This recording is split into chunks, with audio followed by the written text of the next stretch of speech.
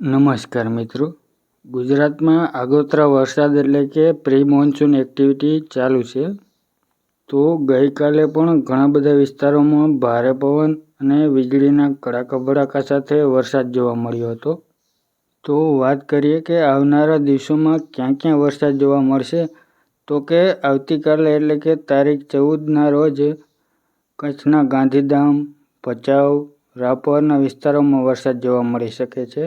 સાથે સાથે ઉત્તર ગુજરાતની વાત કરીએ તો બનાસકાંઠા, પાટણ, સાબરકાંઠા અને મહેસાણાના અમુક વિસ્તારોમાં વીજળીના કડાકા ભડાકા સાથે વરસાદ જોવા મળી શકે.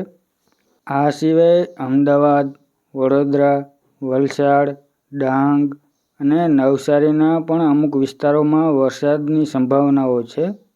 ખાસ કરીને આજે સૌરાષ્ટ્રના વિસ્તારોમાં વરસાદનું જોર વધારે જોવા મળશે.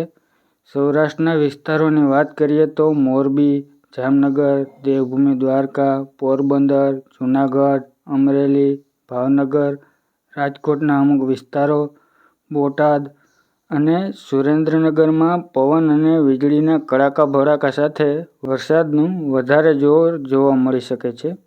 હવે 15 તારીખની વાત કરીએ તો 15 તારીખે ગુજરાતમાં સૌરાષ્ટ્રના વિસ્તારોમાં વરસાદ જોવા મળી શકે છે. બાકીના વિસ્તારોમાં વાદળછાયું વાતાવરણ રહેવાની સંભાવના છે.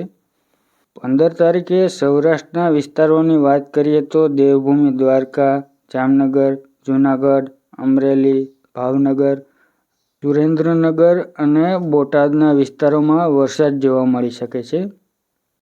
16 તારીખે વરસાદનું જોર ઘટી જશે.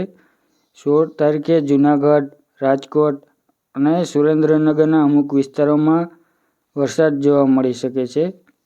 આ સિવાયના વિસ્તારોમાં 5 થી 6 દિવસો સુધી ગુજરાતમાં વાદળછાયું વાતાવરણ જોવા મળશે.